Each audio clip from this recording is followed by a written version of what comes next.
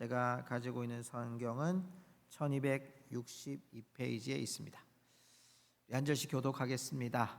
나팔을 내 입에 댈지어다. 원수가 독수리처럼 여호와의 집에 덮치리니 이는 그들이 내 언약을 어기며 내 율법을 범함이로다.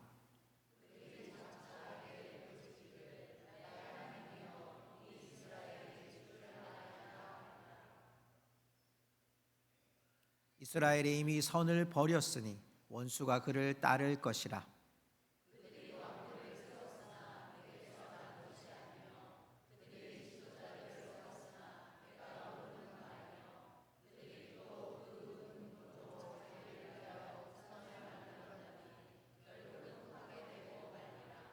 사마리아여, 내 송아지는 버려졌느니라. 내 진노가 무리를 향하여 타오르나니 그들이 어느 때에야 무죄하겠느냐.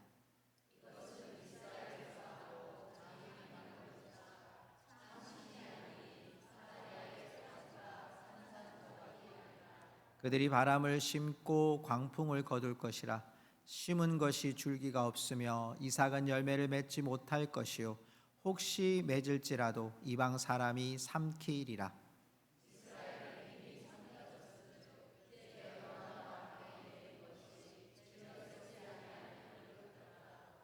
그들이 홀로 떨어진 들나귀처럼 아수르로 갔고 에브라임이 값주고 사랑하는 자들을 얻었도다.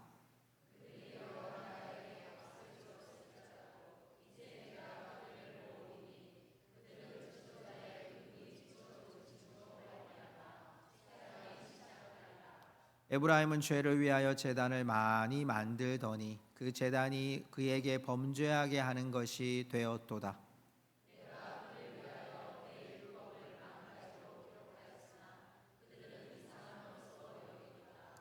그들이 내게 고기를 제물로 드리고 먹을지라도 여호와는 그것을 기뻐하지 아니하고 이제 그들의 죄악을 기억하여 그 죄를 벌하리니 그들은 애굽으로 다시 가리라.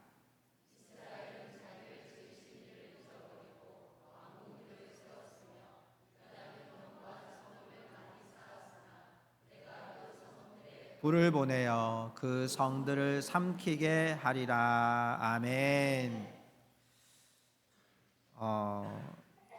예배를 준비하는 성도님들의 모습, 또 예배를 사모하는 성도님들의 모습을 보면서 참 감동을 받게 됩니다. 어제는 우리 교회 이제 권사님들 또 우리 일려전도회 성도님들이 교회 이제 오늘 우리 광복절 연합 예배를 드린다는 소식을 들으시고 미리 청소를 이렇게 하시는 모습을 봤어요. 굉장히 더운 날씨죠. 땀 흘려서 수고하시는 모습을 보면서 와, 하나님 앞에서 예배를 기대하는 성도님들의 모습이 너무 감동적이다, 그런 마음이 들었어요. 오늘 아침에는요, 제가 차량을 운행하러 갔는데 주일학교 3학년 아이가 저한테 문자를 보낸 거예요. 목사님, 지금 속초에서 출발해요. 집이 여기거든요. 근데 부모님과 함께 아마 이렇게 친지로 갔든지 아니면 놀러를 갔든지 캠프를 갔든지 했을 건데 아침에 부모님이 안 믿으시거든요. 그런데 아이가 예배를 드리러 오겠다고 속초에서 출발했어요. 저 조금 늦어요. 그리고 교회를 도착했는데 너무 귀엽고 너무 사랑스럽더라고요. 여러분, 하나님은요, 예배를 사모하는 자들을 축복하여 주시는 줄 믿습니다. 우리 옆에 분에게 이렇게 고백합시다. 예배를 사모하면 복이 됩니다. 예배를 사모하면. 아멘. 얼마 전에 며칠 전이죠, 우리 다음 세대 수련회 위해서 제가 저희 모교죠, 총신대학교 신학대학원 양지에 우리 다음 세대를 데리고 이제 갔습니다. 가니까 제가 이제 전도사님께 듣기로는 매차 한 6차 정도까지 수련회가 있는데 그 중에 이제 한 차수에 갔는데요, 한 차수에 한 1,000명 정도 모인다고 하더라고요. 그 1,000명이 여러분 6차로 모이면 6,000명이잖아요. 6,000명보다 훨씬 많죠. 근데 그 캠프가 우리나라에서 아마 가장 큰 캠프일 거예요. 근데 그 캠프뿐만 아니라 우리나라는 여러 지역에서 여러 단체에서 청소년 캠프, 청년 캠프를 해요. 또 어린이 캠프까지 합하면요, 엄청나게 많은 캠프와 또 수련회를 하는 것을 바라봤습니다. 여러분, 보내는 부모님, 보내는 교회의 마음은 뭘까요? 은혜 받고 왔으면 좋겠다. 예수님 만났으면 좋겠다. 둘째 날 저녁에 저희 전도사님이 교사들하고 선생님, 전도사 교육자들 전부 금식해 주세요라고 이렇게 했나 봐요. 거기서 저희한테 이제 기도해 달라고 문자를 보내셨던 걸 보는데, 얼마나 한국 교회가 절실한지 저는 한국 교회 아직 소망이 있다고 생각합니다. 여러분 믿으십니까? 왜냐하면 하나님이 이 무더위에도요, 그 수많은 청소년들, 청년들을 하나님이 막 모이게 하시는 거죠.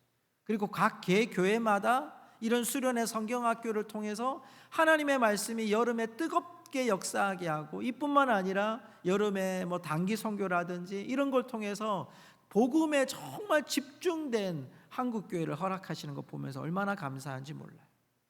사랑하는 성도 여러분, 하나님은 우리를 버리지 않고 우리에게 기회를 주시는 하나님이신 줄 믿습니다.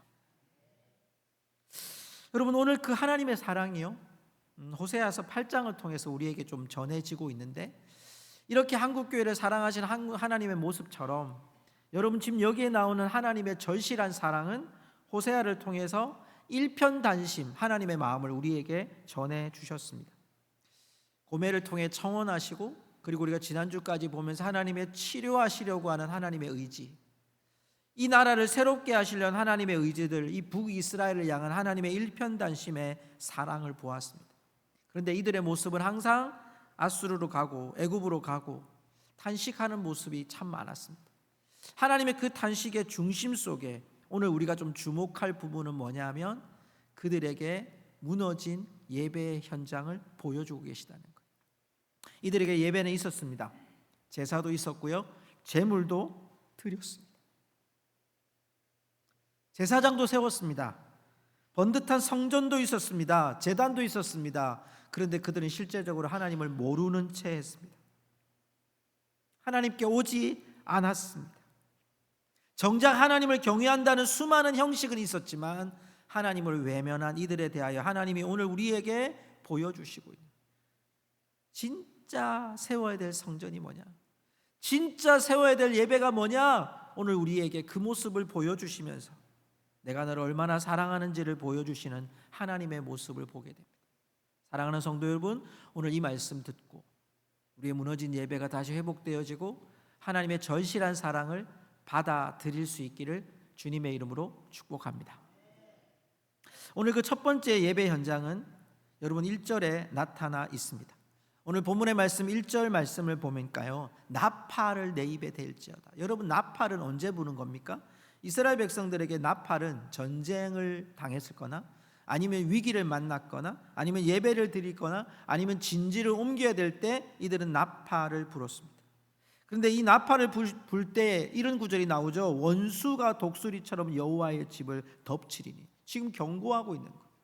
왜 이렇게 경고할까요? 오늘 말씀은 이는, 왜냐하면 그들이 내 언약을 어기며 내 율법을 범함이니라라고 돼 있어요.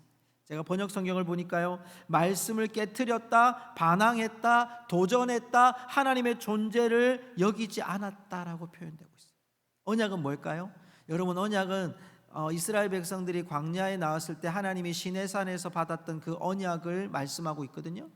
자, 여러분, 이 그 언약을요, 축약했던 10계명의 서문을 출애굽기 20장 2절에서는 이렇게 고백합니다. 보십시오. 나는 너를 애굽 땅 종되었던 집에서 인도하여 낸 내 하나님 여호와라. 하나님이 자신을 소개하는데, 나는 너를 애굽 땅 종되었던 집에서 인도하여 낸 하나님이야. 이게 율법의 제일 첫 번째 시작이에요.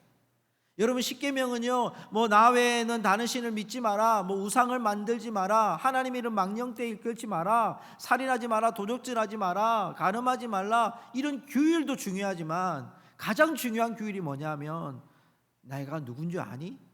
내가 너희를 애굽 땅에서 구원해낸 하나님이야. 이걸 기억하는 거예요.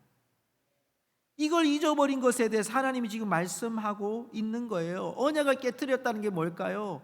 말씀을 깨트렸다는 건 뭘까요? 하나님을 잊어버린 거예요. 2절의 말씀을 보십시오. 오늘 본문의 말씀 2절 말씀을 보면요, 그들이 장차 내게 부르짖기를, 부르짖어요. 나의 하나님이여 우리 이스라엘이 주를 아나이다 하리라. 이스라엘이 부르짖어요. 그런데 이 말씀을요, 제가 번역 성경을 보니까 이게 정확하게 해석이 됐어요. 현대어 성경에 보면 아쉬울 때마다 하나님 우리를 도우소서 이렇게 표현하는 거죠. 여러분, 이것은 주관적인 신앙이에요. 3절에는 이미 선을 버렸다고 돼 있어요. 하나님 말씀을 버렸어요. 그런데 필요하면 하나님께, 아쉬우면 하나님께 도와달라고 이야기하는 거예요. 익숙한 제사를 드리지만, 익숙한 예배를 드리지만, 외치지만 하나님의 말씀, 선을 버렸던 이 백성들에 대해서 하나님이 지금 남은 건 심판밖에 없다라고 얘기하는 거예요. 성도 여러분, 신앙은요, 주관적인 신앙을 가지고 있을 때 위험해집니다. 이 주관적인 신앙이 뭐냐면요, 우리가 하나님께 청유형으로 묻고 요청하는 믿음이 돼야 돼요. 내가 어려움을 만나고 힘든 일을 만났는데 하나님 어떻게 할까요? 내가 실패했는데 어떻게 할까요? 내가 지금 죄를 지었는데 어떻게 할까요? 하나님께 물어야 돼요. 그런데 우리는요, 하나님께 묻는 것보다 내가 이렇게 경험했기 때문에 이렇게 살면 돼, 내가 있는 믿음이 맞아, 이렇게 결정하고 내가 독단적인 판단을 할 때가 너무나도 많은 거죠. 그러다가 필요할 때 하나님 찾는 거죠. 손익계산자를 찾아서 하나님 찾는 거죠. 내가 찾으면 하나님 만나 주실 거라는 막연한 기대감 속에서 하나님을 찾지만, 여러분, 솔직히 우리의 마음속에는 아쉬울 때만 하나님을 찾는 거죠. 신앙의 기준이요, 주관적으로 될 때 위험해집니다. 내가 약하니까 나는 이 정도 하면 되니까 라는 것이 아니라, 신앙은 여러분, 하나님의 조명하심을 받는 것이 참된 신앙인 줄 믿습니다. 여러분, 하나님의 조명하심을 받는 거예요. 내 죄가 잘못됐다면 하나님 용서해달라고, 내가 잘못했다고 하나님 어떻게 하면 좋겠습니까? 하나님의 뜻을 물어봐야 되잖아요. 그런데 책 보고 내가 경험했다고, 내가 오랫동안 신앙생활 해왔으니까 이건 진리야 라고 말하는, 여러분, 그것이 주관적인 신앙으로 우리를 교만을 낳는 신앙이 될 수 있는 거예요. 우리의 삶의 죄와 삶이 또 인생을 결정해야 될 때 여러분, 하나님께 묻고 하나님의 조명하심을 받는 믿음이 되기를 주의 이름으로 축복합니다. 하나님의 말씀을 여러분 깊이 볼 수 있는 시간이 있으셔야 됩니다. 몇 장 읽었고 내가 몇 독 했고가 아니라, 오늘도 말씀을 읽지 않으면 내가 살 수 없는, 그렇잖아요. 여러분, 하루에 밥 한 끼 먹고 사는 거 다이어트해서 좋을지 모르지만요, 영양분이 여러분 제대로 들어가지 않아요. 지금 우리 수빈이가 제일 우리 어린아이인데, 수빈이에게 젖 먹이는 일이 여러분, 하루에 너는 한 번만 먹어, 이런 부모가 어디 있겠습니까? 여러분, 늘 먹어야 되잖아요. 늘 먹고 싶잖아요. 늘 소리 지르잖아요. 달라고 달라고 달라고. 우리가 하나님 아버지 앞에 자녀라는 이름으로 살면서 언약이 깨어진 삶이 우리 가운데 있는 거예요. 하나님의 말씀과 멀어진 삶이 우리 가운데 있는 거예요. 그리고 나는 이 정도 하면 되겠지라는 믿음으로 우리 가운데 멈춰져 있는 거예요. 하나님 오늘 우리에게 조명하시는 거예요. 사랑하는 성도 여러분, 하나님이 조명하신 바 앞에, 말씀 앞에 깨어짐이 아니라 말씀에 연결된 믿음으로 살아가시기를 주님의 이름으로 축복합니다. 여러분, 이 한 주간을 돌아보십시오. 말씀이 읽어지셨나요? 말씀이 들려지셨나요? 말씀이 여러분 생각나셨나요? 말씀 붙들고 기도하셨나요? 내 삶의 부분에서 하나님의 인도하심과 치유하심과 끈끈한 하나님의 능력들이 내 안에 유지되어지셨냐는 거예요. 회복의 열쇠는 그 첫 번째 단추가 바로 무너진 말씀을 다시 회복하는 데 있는 줄로 믿습니다. 몸부림쳐야 됩니다. 여러분, 우리 시간을 어떻게든 내어서 하나님 말씀을 읽고 듣고 마음속에서 기억하는 삶을 사셔야 됩니다.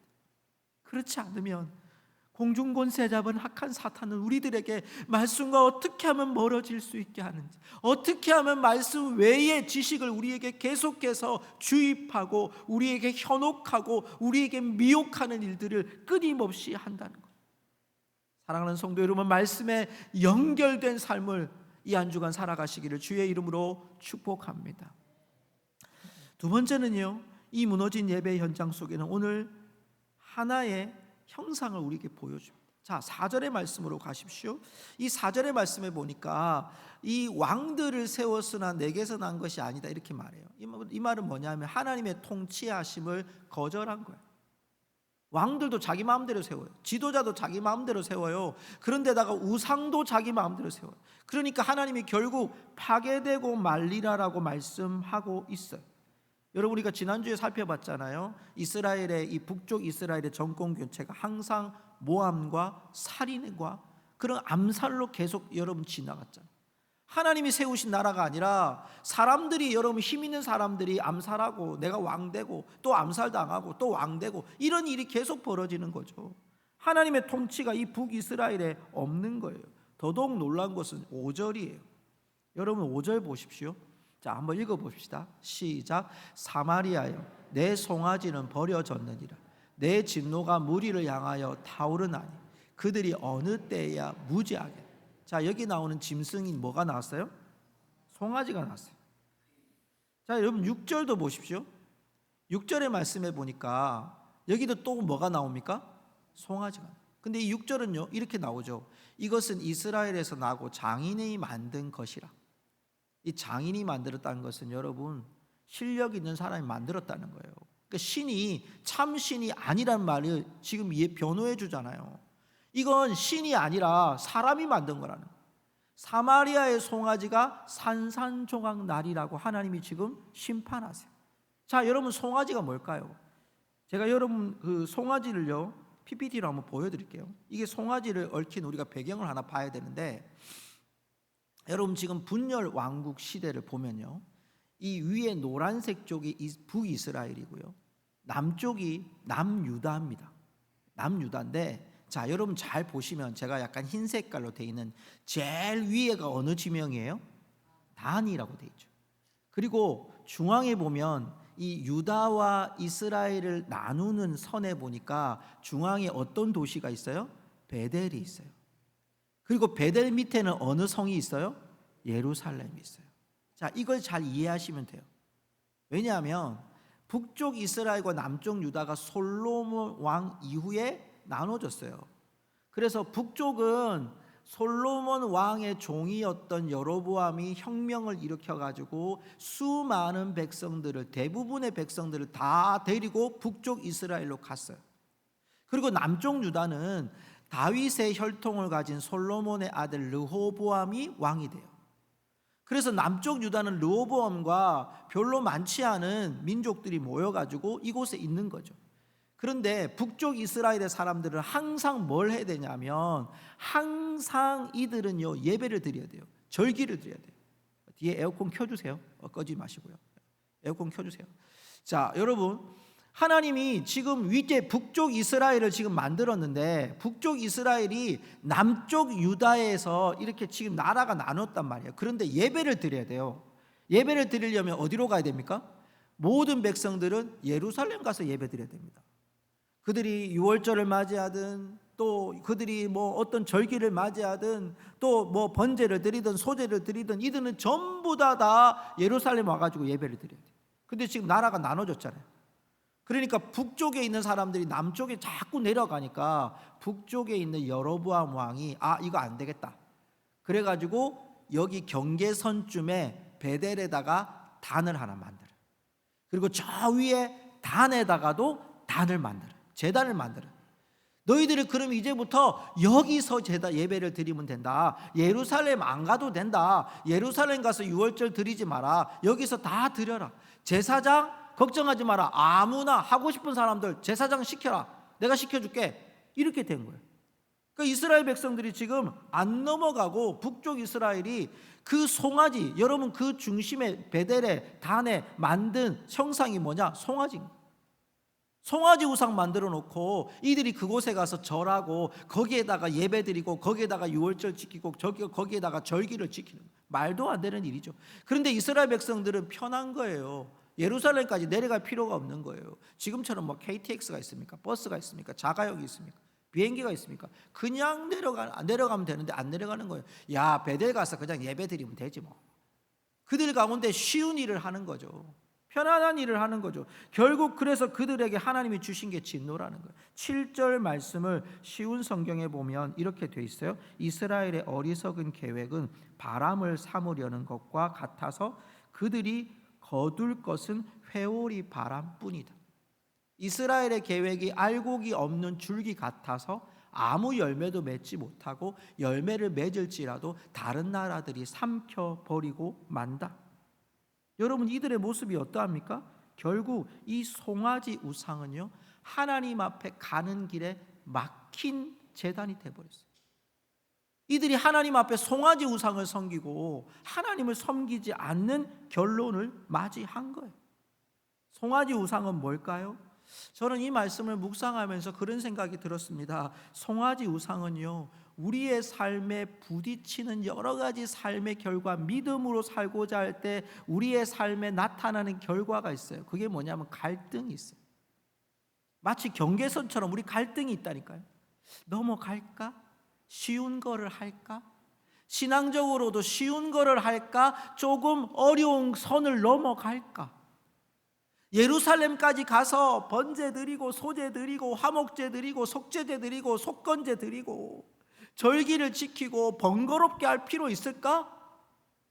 그냥 가까이 있는 단에 가서, 가까이 있는 베델에 가서 금송아지 섬기면서 거기서 내가 제사장도 있고 형식도 있고 다 있으니까 거기서 내가 예배하면 되지 않을까? 여러분, 이것이 우리에게 만만치 않은 하나님을 대신하려는 송아지 우상이 우리 가운데 여러분 놓여져 있는 거예요. 예배의 회복은 어디서 찾아야 됩니까? 우리의 삶에 예루살렘으로 내려가야 된다는 거예요. 편리주의의 예배가 아니라 우리가 하나님 앞에 수고로움과 땀과 수고를 바치는 예루살렘까지 내려가야 된다는 거죠. 사단의 전략은요, 우리의 일상에서 하나님과 무관한 삶을 살게 하는 것이 사단의 전략인 거죠. 우리는 주일에 예배를 드렸습니다. 공적인 예배를 잘 드렸습니다. 은혜를 잘 받았습니다. 그런데 여러분, 우리의 일상으로 돌아가면 우리가 하나님과 무관한 삶을 살도록 사단은 예수 그리스도를 믿는 우리들이 이 성전을 떠나는 그 순간부터 우리를 하나님과 무관한 삶을 살도록 우리에게 조정하려고 해요. 여러분, 우리의 분주함들, 때로는 사회에서 우리가 해내야 될 프로젝트들, 때로는 우리의 노후를 준비할 일들, 근심된 우리의 자녀의 문제들, 또 내가 계속 세워야 나갈 인맥들, 사회적 지위에 대한 위축함들, 승진, 진급, 더더욱 놀라운 것은 내가 정말 이렇게 살고 있는데 믿음에 대한 불확실성, 내가 예배를 드리고 있지만 내가 정말 믿고 있나? 정말 이게 진리인가? 하나님은 살아계신가? 이러면서 우리 안에서 하나님을 정말 경외하는 일들이 점점 더 고민이, 갈등 가운데서 선을 넘지 않는 거예요. 에이, 여기까지 하지 뭐. 내가 여기까지 살면 되지 않을까? 그냥 여러분 베델에 머무는 삶을 살아가는 거죠. 지난 한 주간 제게 다가왔던 그 말씀이 다시 기억났어요. 여러분, 우리 지난 주간 혹시 기억하십니까? 이사야 41장 10절의 말씀. 두려워하지 말라, 내가 너와 함께 함이니라.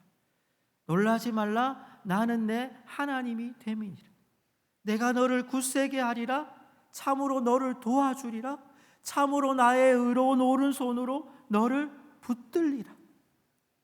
하나님은 우리에게 지금 요청하시고 있는 거예요. 나에게 와라. 내가 너 도와줄게. 내가 너 붙잡아 줄게. 내가 너 떠나지 않도록 해줄게. 너 근심을 내가 돌려줄게. 기쁨으로 바꾸어 줄게.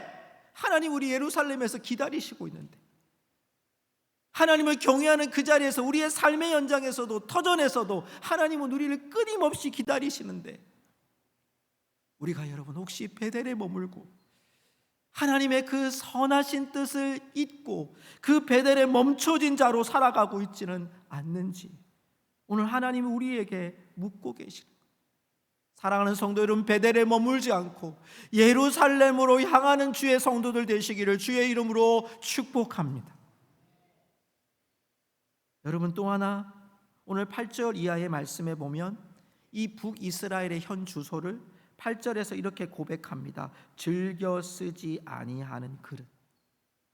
이게 북이스라엘 현 주소. 아무도 관심이 없는 나라가 됐다는 거예요. 그리고 9절에 보면 홀로 남은 들나귀 이렇게 표현해요. 홀로 떨어진 들나귀처럼 아수르로 갔다. 에브라임이 값주고 사랑하는 자들 얻었다.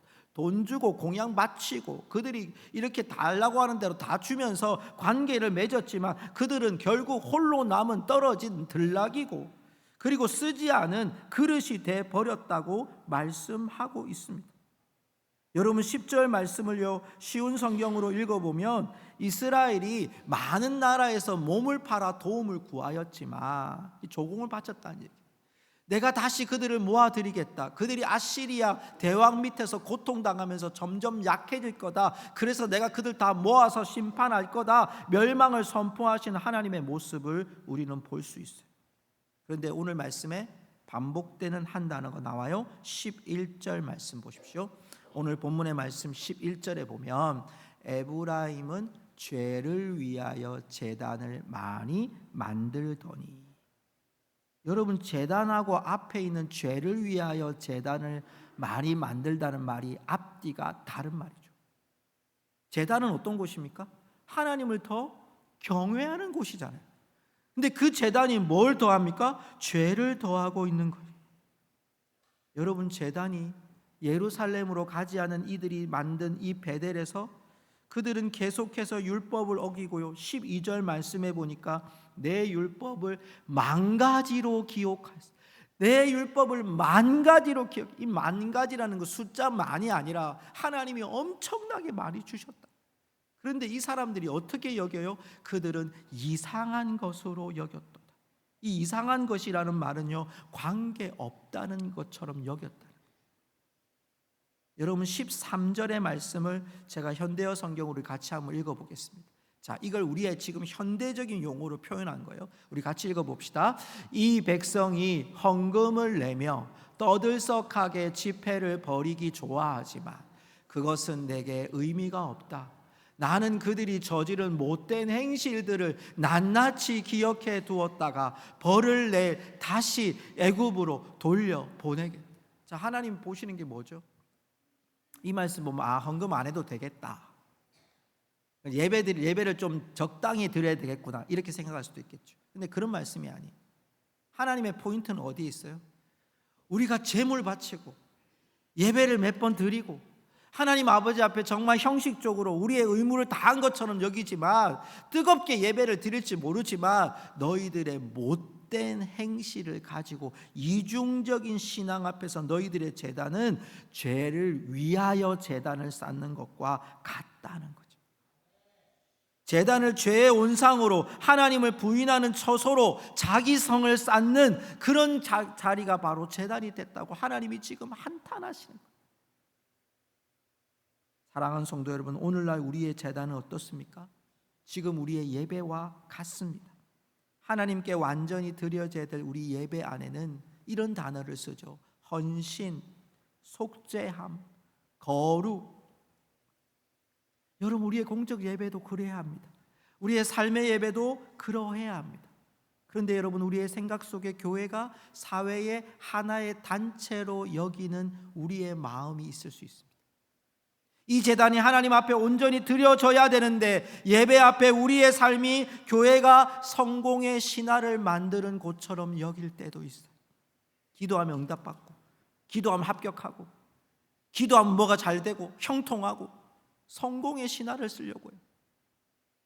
교회에 오면 기적이 일어난다, 병 고침을 받는다, 안 되는 일이 된다. 때로는 여러분 교회가 이 사회의 인맥을 관리하는 곳이 되어져. 여러분 교회는 그러한 일이 있을 수 있습니다. 그러나 참 교회의 모습은요 창조주 하나님을 기억하고 그분께 경배드리고 그분 앞에 드리는 우리의 제물이 물질적인 가치가 아니라 하나님에 대한 뜨거운 사랑의 가치로 드려지고 하나님을 인정하는 예배가 되어질 때, 우리의 삶의 가운데 하나님을 인정하는 예배가 되어질 때 진정한 제단이 되어지는 줄 믿습니다. 어떻게 하면 이 제단을 바르게 세울까요? 오늘 우리 교회가 광복절 연합 예배로 우리 교회에서 드려지게 되는데요, 여러분 현수막에 보시면 광복절이 몇 주년이죠? 80주년. 1945년에 우리나라가 광복을 맞이했을 때 떠들썩했던 수많은 사람들, 그리고 우리가 광복의 기쁨을, 일제강점기를 통해서 얼마나 고통스러운 삶을 하나님이 우리에게 주신 그 자유의 기쁨이 얼마나 컸는지 모릅니다. 그런데 그 일제강점기에 이육사 선생님이 쓰신 광야라는 시에 보면 이런 글이 있습니다. 지금 눈날이고 매와 향기 홀로 아득하니 내 여기 가난한 노래의 씨를 뿌려라. 다시 청고의 뒤에 백마 타고 오는 초인이 있어 이 광야에서 목 놓아 부르게 하리라. 이 광야는 뭐죠? 일제강점기에 있는 이 대한민국이란 땅이었습니다. 조선이란 땅이었습니다. 이때 이육사 선생님이 이 시를 쓰며, 저는 이 구절이 참 와닿았어요. 내 여기 가난한 노래의 씨를 뿌려라. 가난한 노래의 씨를 뿌려라. 다시 청고의 뒤에 백마 타고 오는 초인이 있어 우리에게 달려올 광복이겠죠. 이 광야에서 목 놓아 부르게 하리라. 그 노래를 심었던, 그 광야의 노래를 심었던 그곳이 그 광야의 목 놓아 광복을 경험하는 나라가 되게 하겠다는 소망이 이 시에 담겨져 있었습니다. 한 프로에서 이분의 시를 언급했을 때 제가 이걸 막 받았었습니다. 그리고 제가 이런 결론을 맺어 봅니다. 사랑하는 성도 여러분, 비록 우리는 이 시대를 살아가면서 믿음이라는 것, 신앙이라는 것을 붙들고 사는 것이 광야와 같습니다. 예수 믿는다고 좀 더 형통해질 수 없을 수도 있어요. 예수 믿고 사는 삶이 좀 더 피곤해질 수도 있어요. 분주해질 수도 있어요. 그런데 잊지 말 것은 저와 여러분의 그 예배가 이 땅에 뿌려진 거룩한 씨앗이 되고, 그 예배를 드리는 한 사람 한 사람을 통해 여러분의 삶의 터전에서 하나님을 인정하는 자들의 한 사람 한 사람의 복음의 노래가, 구원의 노래가 그곳에 씨앗이 뿌려질 때 이 땅이 하나님의 나라로 바르게 세워질 줄로 믿습니다. 여러분, 다른 사람보다 오늘 한 사람, 내가 이 한 주간 여러분 달려가면서 하나님, 저는 예배자입니다. 하나님, 저는 예배자입니다. 하나님을 경외하는 예배자로 일터에 있고, 하나님을 경외하는 예배자로 가정에 있고, 하나님을 경외하는 예배자로 이 교회에 있습니다. 여러분, 그 사실을 잊지 아니하고 하나님 앞에 참된 제단이 되어지고, 여러분 하나님 아버지 앞에 참된 말씀을 기억하는 예배자로 우리의 모든 삶이 회복의 열쇠로 세워지는, 하나님이 예배를 통해서 우리를 회복하시는 은혜를 함께 볼 수 있기를 주님의 이름으로 축복합니다. 함께 우리 찬양하고 기도하면 좋겠습니다. 주를 위해